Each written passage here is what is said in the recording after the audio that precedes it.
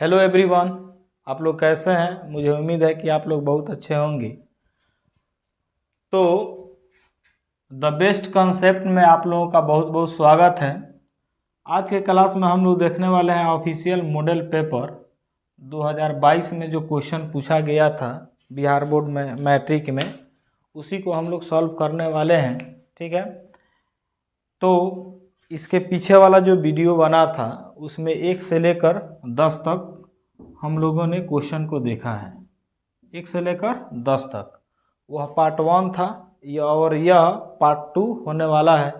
तो इसमें हम लोग देखेंगे 11 से लेकर 20 तक क्वेश्चन को। जो भी क्वेश्चन इसमें इम्पोर्टेंट होगा उसी क्वेश्चन को हम लोग देखेंगे। ठीक है, तो आप लोग इस क्लास में बने रहिए ताकि आप लोगों को पूरा कॉन्सेप्ट मिले। ठीक है, और क्वेश्चन को आप लोग अच्छा से सॉल्व करें। ठीक है, तो अब हम लोग चलते हैं क्वेश्चन के तरफ। तो क्वेश्चन नंबर 11 में दिया है, गुणनखंड के द्वारा द्विघात समीकरण 4x² माइनस 12x प्लस 9 = 0 के मूल निकालें।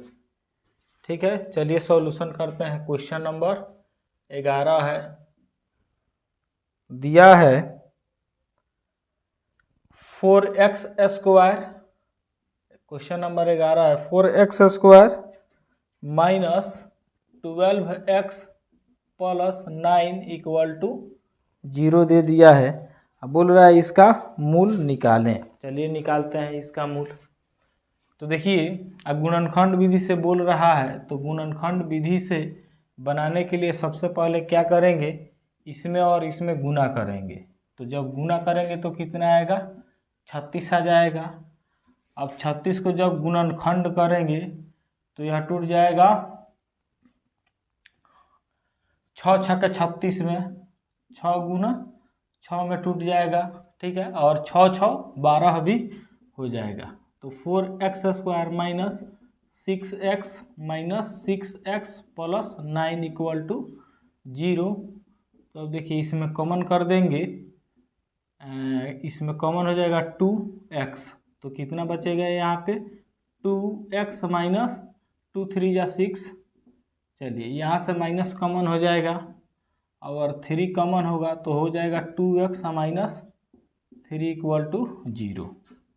उसके बाद में 2x माइनस 3 = 2x माइनस 3 = 0।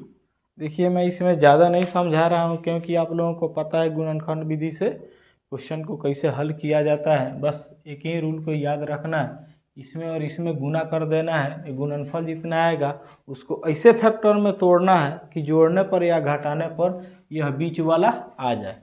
तो देखिए यहाँ पे जब प्लस का साइन रहेगा तो जोड़ कर लाएंगे, हम माइनस का साइन रहेगा तो घटा के लाएंगे।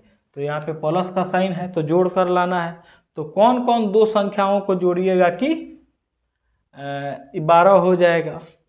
तो 6 और 6 को जोड़िएगा तो कितना हो जाएगा, 12 हो जाएगा। ठीक है, अब यहाँ पे माइनस लाना है तो दोनों को माइनस कर देंगे, दोनों को माइनस कर देंगे, बस अपना काम हो जाएगा। अब लिखेंगे यहाँ पे जब, अब अपने पास देखिए एक यहाँ पे दो फैक्टर आ गया तो लिखेंगे जब 2x माइनस 3 = 0 या 2x बराबर, ये प्लस माइनस में है तो इधर आएगा तो प्लस में हो जाएगा, या x बराबर हो गया 3, ये गुना में है तो भागा में।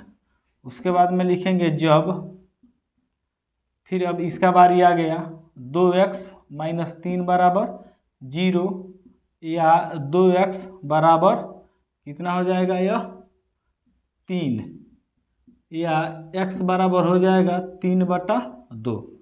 तो लिखेंगे इसलिए x का वैल्यू आ गया है 3/2 और फिर 3/2, यही हो गया अपना आंसर।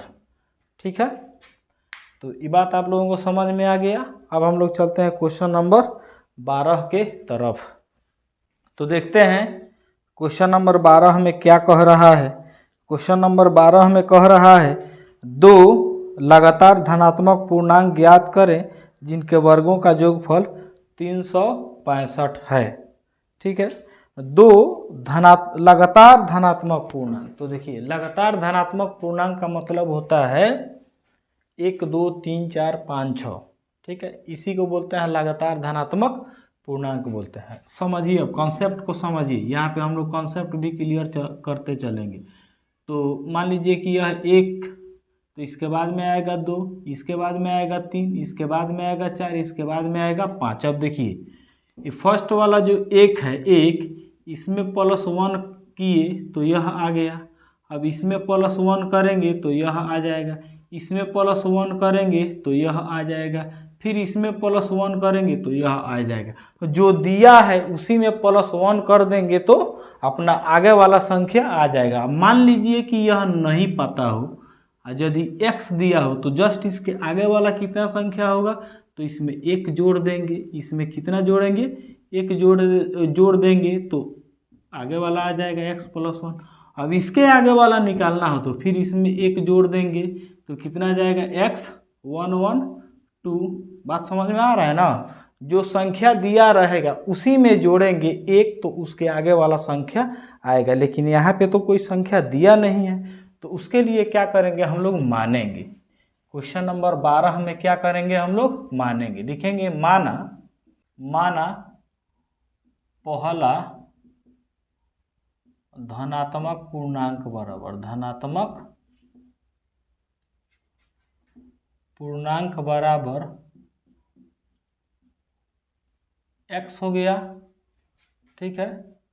अब लिखेंगे दूसरा धनात्मक पूर्णांक बराबर, तो कितना जोड़ेंगे इसके आगे लाने के लिए, तो x + 1 जोड़ देंगे तो हो जाएगा। मतलब x में 1 जोड़ देंगे तो अपना आगे वाला संख्या आ जाएगा, ठीक है।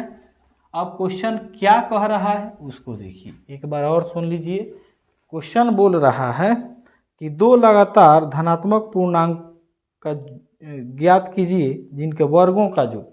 इसमें कह रहा है कि वर्गों का योग। अब लिखेंगे प्रश्न से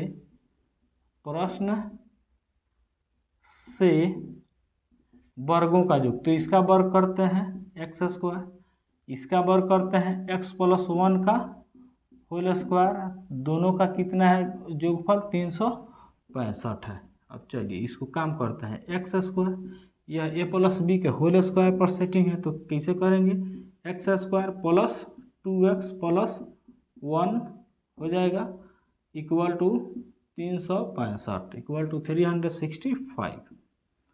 चलिए आगे देखते हैं। इसमें देखिए ज़्यादा समझाने वाली कोई बात है नहीं, a + b के होल स्क्वायर पर सेटिंग हुआ है। x² तो कितना हो जाएगा, 2x² + 2x, अब +1 है तो 1, इधर ही आ जाएगा, माइनस में हो जाएगा, 365 इक्वल टू 0। अब क्या करेंगे, 2x² + 2x, अब 365 में से एक घटा देंगे तो कितना हो जाएगा, 364 हो जाएगा। इसमें से इसको घटा है तो यह माइनस में है, तो यह भी क्या होगा, आंसर माइनस में आएगा, ठीक है। अब एक काम करते हैं, दोनों में एक यहाँ पद है, एक यहाँ पद है, एक यहाँ पद है, तीनों में से दो कॉमन कर देते हैं तो x² + x माइनस कितना हो जाएगा, 182 हो जाएगा बराबर 0।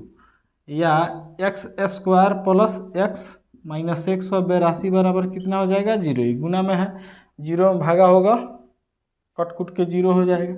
अब देखिए इसका अब गुणनखंड कर देते हैं, गुणनखंड कर देंगे तो आ जाएगा। तो देखिए 182 का गुणनखंड करने के लिए क्या कीजिए, 182 का अभाज्य गुणनखंड कीजिए, तो कितना से लग जाएगा, यह लगेगा 2 से, ठीक है, 9 1, अब लगेगा कितना से, 7 से, 13 7 91 हो गया।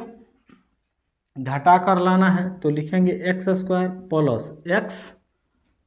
+ x नहीं, देखिए ये अब अपने पास आ गया है कितना, 14 13, तो 14 में से 7 दूना 14, 14 में से 13 घटेगा तो एगो आ जाएगा, घटा के लाना है। तो बड़ा वाला देखिए यहाँ पे जब प्लस रहता है ना, तो बड़ा वाला संख्या को प्लस कर देते हैं और छोटा वाला संख्या को माइनस कर देते हैं, बाकी जैसे है वैसा ही उतार देते हैं।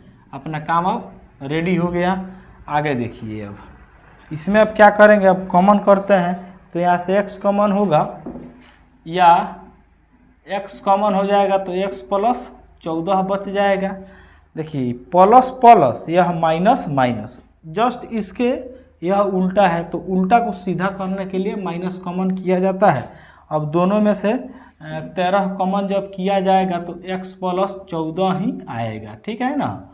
तो अब देखिए दोनों में से आप कॉमन कर देते हैं x प्लस 14, क्योंकि दोनों में x प्लस 14 है, तो x प्लस 14 इंटू फिर x माइनस 13 बराबर 0। अब लिखेंगे जब x प्लस 14 बराबर 0 या x बराबर माइनस 14।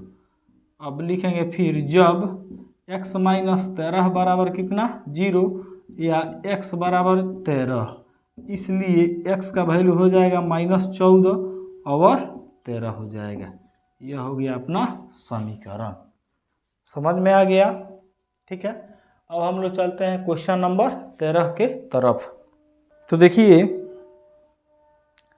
क्वेश्चन नंबर 13 में दिया है समानांतर श्रेणी -40, -15, 10, 35 का 10वां पद क्या होगा। चलिए सॉल्यूशन इसका करते हैं कि 35 डॉट डॉट का 10वां पद निकालना है। इसका 10वां पद निकालना है, कौवा पद निकालना है, तो 10वां पद, तो 10वां पद को A10 भी लिखा जाता है। क्या लिखा जाता है? A10 लिखा जाता है। अब A10 का फॉर्मूला आप लोगों को पता होगा, A प्लस 9D। बस यदि इस AP से A का वैल्यू और D का वैल्यू मिल जाए तो हम लोगों का काम आसान हो जाएगा। चलिए निकालते हैं। A का वैल्यू हो जाएगा ये फर्स्ट वाला जो पद होता है किसका वैल्यू होता है? A का वैल्यू होता है। उसके बाद में आप D निकालते हैं, तो D का मतलब होता है सेकंड वाला माइनस फर्स्ट वाला, तो सेकंड वाला माइनस फर्स्ट वाला, ठीक है, हो गया। सेकंड वाला भी माइनस में है, फर्स्ट वाला भी माइनस में है, एक तीसरा माइनस इसमें आके घुस गया है, तो देखिए माइनस माइनस क्या हो जाएगा? प्लस हो जाएगा। ये हो गया 40। अब 40 में से 15 को घटाइएगा तो कितना हो जाएगा? 25 हो जाएगा। ये 25 नावा तो 9 5 45 का 5 हो जाएगा, 9 दूना 18 4 22, 225 हो गया, ठीक है। अब 225 में से -40 को घटाइएगा तो कितना हो जाएगा? 5 में से 0 जाएगा तो 5 हो गया। और उसके बाद में 22 में से 4 जाएगा तो 18 हो गया, 185 आ गया अपना आंसर, ठीक है। बात समझ में आ गया। देखिए किसी पद को यदि निकालना हो तो उस पद को निकालने के लिए A और D का वैल्यू चाहिए। A और D का वैल्यू यदि मिल जाता है तो वह पद आराम से आप निकाल सकते हो, ठीक है। तो अब हम लोग चलेंगे क्वेश्चन नंबर 14 के तरफ। क्वेश्चन नंबर 14 में दिया है, फिर AP से ही लिया गया क्वेश्चन है, दिया है समानांतर श्रेणी 3 10 17 डॉट डॉट का कौन सा पद उसके 13वें पद से 84 अधिक होगा, ठीक है। एक बार और सुन लीजिए, समानांतर श्रेणी 3 10 17 डॉट डॉट का कौन सा पद उसके 13वें पद से 84 अधिक होगा। चलिए इसको देखते हैं। 3 10 17 AP क्या दे दिया है? 3 10 17 दे दिया है। क्वेश्चन नंबर 14 है, AP दे दिया है 3 10 17 डॉट डॉट, ठीक है। तो सबसे पहले यहाँ से A का वैल्यू 3 लिख देंगे और D का वैल्यू कितना हो जाएगा? तो सेकंड माइनस फर्स्ट, तो ये कितना हो गया? 7 हो गया। AP से A और D का वैल्यू अपने पास आ गया। अब देखिए क्वेश्चन क्या कह रहा है, तो क्वेश्चन कह रहा है कि कौन सा पद, जब भी कहेगा ना कौन सा पद, यानी कि वह an के बारे में कह रहा है और an में छुपा हुआ है n, ठीक है। तो इसमें बोल रहा है कि n का वैल्यू कितना होगा, जो n का वैल्यू कितना होगा जो 13वें पद से, मतलब A13 से 84 अधिक होगा। तो देखिए जब भी कौन सा पद वाला क्वेश्चन आएगा ना, इस थ्योरी को आप लोग याद रखिएगा। कौन सा पद वाला जब क्वेश्चन आएगा तो समझिएगा कि an के बारे में पूछ रहा है, क्योंकि an में ही n होता है। ठीक है ना, क्योंकि an में ही n होता है, तो an के फार्मूला पर ही हम लोग बनाएंगे। बात क्लियर। जब भी देखिए कौन सा वाला पद आएगा तब an का यूज करेंगे, क्योंकि यहीं पे स्टूडेंट्स लोग कंफ्यूज खा जाते हैं कि एपी में जब कौन सा दे दिया है कि तो n निकाले कि an निकाले। n का तो बारे में कहीं रहा है, लेकिन इस फॉर्मूला का यूज करेंगे तभी जाकर n निकलेगा। ठीक है, तो चलिए काम करते हैं। लिखेंगे प्रश्न से कह रहा है कौन सा पद, यानी कि an के बारे में बोल रहा है। ठीक है, कौन सा पद 13वें पद से ये 13 से 84 अधिक है। एक बार और सुन लीजिए, कौन सा पद जब आएगा तो an के बारे में बोल रहा है। ठीक है, an के बारे में ही बोल रहा है, और an से n निकल जाएगा तो अपना कौन सा पद निकल जाएगा। ठीक है, चलिए अब इसमें काम करते हैं। an का वैल्यू देखिए क्या होता है, a plus n-1 into D होता है। ठीक है, इसका फार्मूला क्या होता है, a प्लस 12d, ठीक है, प्लस 84। जितना यहाँ पे पद निकालना है ना उससे एक कम d होता है, तो a प्लस में है, a प्लस में है, कट गया तो बच गया n-1 इंटू डी का वैल्यू कितना है तो 7 है, तो यहाँ पे 7 लिख देंगे। 12 गुना डी का वैल्यू कितना है 7 है, तो 7 लिख देंगे, प्लस 84 है तो 84, तो कितना हो जाएगा, गुना कीजिएगा तो 7n-7। इसको अब देखिए 84 प्लस 84, तो 7n बराबर कितना होगा, 84, 8 8 16, 168 माइनस 7, या 7n बराबर कितना हो जाएगा 161। ठीक है, 161 हो जाएगा। अब इसमें क्या करेंगे, 161 में 7 से भागा कर देंगे, क्योंकि 7 इधर गुना में है, उधर जाएगा तो भागा में आ जाएगा, तो 161 बटा 7, तो 7 दूना 14, 7 तिरका 21, 7 तिरका 23। ठीक है, तो n बराबर कितना हो जाएगा 23, अपना आंसर हो जाएगा। तो देखिए कौन सा पद से n निकल गया, तो जब भी कौन सा पद वाला क्वेश्चन आ जाएगा तो उसमें हम लोग कौन फार्मूला लगाएंगे, तो an का फार्मूला लगाएंगे, अपना काम हो जाएगा। ठीक है, तो यह क्वेश्चन समझ में आ गया। तो अब हम लोग चलते हैं क्वेश्चन नंबर 15 के तरफ। तो कह रहा है क्वेश्चन नंबर 15 में भुजा ए वाले समबाहु त्रिभुज में सिद्ध करें कि त्रिभुज का क्षेत्रफल √3/4 गुना a स्क्वायर है। ठीक है, समबाहु त्रिभुज से लिया गया क्वेश्चन है, इसमें समबाहु त्रिभुज का क्षेत्रफल होता है √3/4 इंटू a स्क्वायर, उसी को सिद्ध करके ला देना है। तो चलिए इसका काम हम लोग करते हैं। क्वेश्चन नंबर 15 है। ठीक है, क्वेश्चन नंबर 15, तो समझ जाइए सबसे पहले कि समबाहु त्रिभुज क्या होता है। तो जिस त्रिभुज की तीनों भुजाएं बराबर होती है उसी त्रिभुज को समबाहु त्रिभुज बोला जाता है। चलिए तो यहाँ पे हम लोग एक समबाहु त्रिभुज बनाएंगे, बना दिए समबाहु त्रिभुज। इसमें दे दिया है कि यह जो समबाहु त्रिभुज है, मान लीजिए कि ए बी सी है, इस समबाहु त्रिभुज का प्रत्येक भुजा ए है। ठीक है, सेंटीमीटर में है कि मीटर में है कि कुछ नहीं दिया है, कुछ नहीं दिया है। ठीक है, बस ऐसा ही लिख देंगे।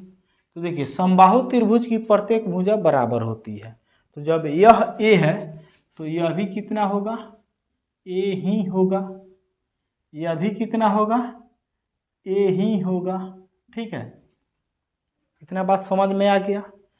3 गो भुजा दिया है, तीनों भुजा बराबर दिया है। ठीक है ना, क्योंकि समबाहु त्रिभुज का भुजा हमेशा बराबर ही होता है। अब देखिए इसमें हम लोग एक काम करेंगे। ठीक है ना, काम वह है कि इसको, ये जो समबाहु त्रिभुज है ना, इसको यहाँ से एक शीर्ष लंब खींच के इसको हम लोग बनाएंगे समकोण त्रिभुज। कौन त्रिभुज बनाएंगे, समकोण त्रिभुज। एक और बात, यह जो शीर्ष लंब है, शीर्ष लंब समबाहु त्रिभुज का शीर्ष लंब है, यह आधार को दो बराबर भागों में बांटता है। इस बात को याद रखिएगा। समबाहु त्रिभुज और समद्विबाहु त्रिभुज का जो शीर्ष लंब होता है वह आधार को दो बराबर भागों में बांटता है। तो यह जो समबाहु त्रिभुज है, तो मान लीजिए कि यह डी पर आकर मिल गया, ठीक है। तो बी डी और सी डी क्या होगा, बराबर होगा। बी डी और सी डी क्या होगा बाबू, बराबर होगा। क्यों? क्योंकि यह जो आधार, इस आधार पे इस लंब को खींचा गया है, शीर्ष लंब को खींचा गया है, यह आधार को दो बराबर भागों में बांटेगा। कहने का मतलब है a/2 हो जाएगा और इधर भी हो जाएगा a/2। मतलब आधा आधा जब बांटिएगा, एक को आधा बांटिएगा तो इसमें 2 से भागा कीजिएगा तो आधा हो जाएगा, फिर 2 से भागा कीजिएगा तो आधा हो जाएगा, तब ना आधा आधा जाके यह पूरा हो जाएगा। इतना बात क्लियर हो गया। अब देखिए, अब हम लोग इसका काम करेंगे। क्या करेंगे? इसका काम करेंगे। इस ऊंचाई को यदि निकाल लेते हैं, इस ऊंचाई को यदि निकाल लेते हैं तो अपना काम हो जाएगा, आसान हो जाएगा। तो देखिए, खूब बढ़िया से देखिएगा, लिखते हैं इसी में ए बी डी में, यह जो त्रिभुज है इसमें हम लोग काम करेंगे। लिखेंगे समकोण। अब वह समकोण त्रिभुज बन गया, ठीक है ना। तो समकोण त्रिभुज, त्रिभुज इसका नाम क्या है? तो A B D, A B D में, समकोण त्रिभुज ए बी डी में। चलिए, नीचे वाला ही भुजा दिया है, नीचे वाला भुजा, इसको आधार मानेंगे। यह कर्ण तो होगा ही होगा, यह कर्ण तो होगा ही होगा। और यह क्या है? ये तो लंब है। तो जब यह लंब हो गया, यह कर्ण हो गया, तो यह आधार ही ना होगा। देखते हैं। तो देखिए, कर्ण लिखेंगे, कर्ण, कर्ण का नाम क्या है? A B. Karna A B बराबर ए दे दिया है। उसके बाद में आधार, आधार क्या है? बी डी है, बी डी। आधार बी डी बराबर कितना दे दिया है? a/2 दे दिया है, ठीक है। तो इसको निकालते हैं। यह क्या है? लंब है। तो लिखेंगे लंब बराबर, लंब का नाम क्या है? AD है, AD, ए से लेकर डी तक है। तो देखिए, लंब का फॉर्मूला होता है रूट अंडर कर्ण स्क्वायर। क्या होता है? कर्ण स्क्वायर माइनस आधार स्क्वायर होता है। यह आप लोगों को पता होगा जरूर। लंब का फॉर्मूला क्या होता है? कर्ण स्क्वायर माइनस आधार स्क्वायर। चलिए लिखते हैं। तो कर्ण का देखिए वैल्यू दे दिया है। कर्ण का वैल्यू क्या है? ए है, तो ए स्क्वायर माइनस आधार का वैल्यू क्या है? a/2 है, इसका स्क्वायर हो गया। चलिए अब काम करते हैं। तो ये तो ए स्क्वायर का ए स्क्वायर ही रहेगा, या और ये क्या हो जाएगा? ए स्क्वायर बाई 4 हो जाएगा। ए का स्क्वायर होगा तो ए स्क्वायर, 2 का स्क्वायर होगा तो 4 हो जाएगा। नीचे एक लिखते हैं। अब देखिए, रूट के अंदर बाटा के घटाव आ गया, तो क्या करेंगे? 4a स्क्वायर माइनस ए स्क्वायर, तिरछा तिरछी गुना बटा 4, ठीक है। तो अब देखिए, ये रूट 3a स्क्वायर बटा 4 हो गया। अब बताइए, तो रूट के अंदर 3 है, मतलब 4 गो ए स्क्वायर में से 1 गो ए स्क्वायर घट गया तो 3 गो ए स्क्वायर बचेगा। ये जो रूट के अंदर 3 है, इसका तो वर्गमूल होगा नहीं ना होगा। आई जो 4 है, 1 मिनट, यह 4 है अंदर, इसका वर्गमूल कितना होगा? 2 होगा। ए स्क्वायर का वर्गमूल ए होता है। जो संख्या परफेक्ट स्क्वायर होता है उसका वर्गमूल निकल जाता है। तो 4 तो परफेक्ट स्क्वायर है। यह किसका स्क्वायर है? 4, 2 का, तो 2 लिख दिए। आई तो खुद ही स्क्वायर में है तो एगो ए निकल जाएगा। तो देखिए, ये जो अपना भुजा आया, यह भुजा आया, यह कितना आ गया? तो √3/2 इंटू ए आ गया, ठीक है। आधार निकल गया। अब देखिए, सॉरी, ये लंब निकल गया, ठीक है। अब हम लोग थोड़ा सा इस काम को आगे बढ़ाते हैं। इसको नहीं निकालना था, लंब को नहीं निकालना था, किसको निकालना है? किसको सिद्ध करना है? तो समबाहु त्रिभुज का क्षेत्रफल होता है √3/4 इंटू ए स्क्वायर, उसी को हम लोगों को सिद्ध करना है। तो देखिए लिखेंगे अब समकोण त्रिभुज, समकोण त्रिभुज एबीसी, एबीसी अब ना देखिए का क्षेत्रफल, ये तो लफड़ा फंस गया।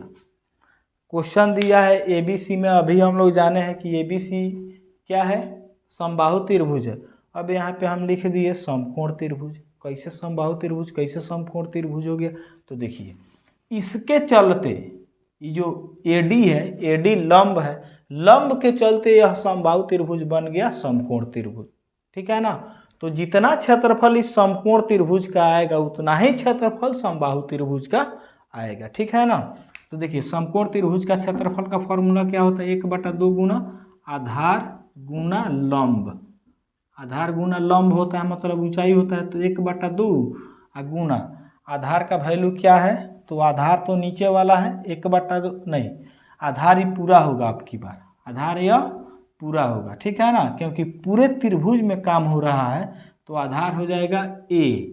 उसके बाद में देखिए लंब का वैल्यू, ये लंब का वैल्यू कितना दे दिया है, तो √3/2 इंटू ए दे दिया है। चलिए अब गुना कीजिए तो 4, 2 में 2 से गुना होगा तो कितना हो जाएगा, 4 होगा, लेकिन नीचे अभी नहीं लिखेंगे, ऊपर लिख देते हैं, √3 हो जाएगा और नीचे कितना हो जाएगा 4 और ए स्क्वायर हो जाएगा, क्योंकि ए में ए से गुना कीजिएगा ए स्क्वायर, यही हम लोगों को सिद्ध करना लिख देंगे। इसलिए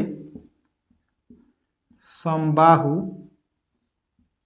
त्रिभुज का क्षेत्रफल बराबर इतना प्रूव्ड, ठीक है। तो इस क्लास में हम लोग देखने वाले थे 10 क्वेश्चंस को, ठीक है, लेकिन हम लोग बनाए कितना क्वेश्चन, 5 ही क्वेश्चन बनाए। तो आज के क्लास में इतना ही रहने देते हैं। इसके फिर अगले पार्ट जो आएगा उसमें पार्ट 3 में हम लोग देखेंगे 16 से लेकर उसके बाद में 20 तक, ठीक है। ऐसा ही पार्ट बाय पार्ट बनाकर हम लोग रिवीजन करेंगे, ठीक है ना। तो यह क्लास यदि आप लोगों को अच्छा लगा होगा तो चैनल को सब्सक्राइब करके बेल आइकॉन का बटन दबा दीजिएगा और अपने दोस्तों के पास ज़रूर शेयर कीजिएगा, ठीक है, क्योंकि एग्ज़ाम बहुत नज़दीक है, ताकि वो भी तैयारी कर ले। Thanks for watching this video.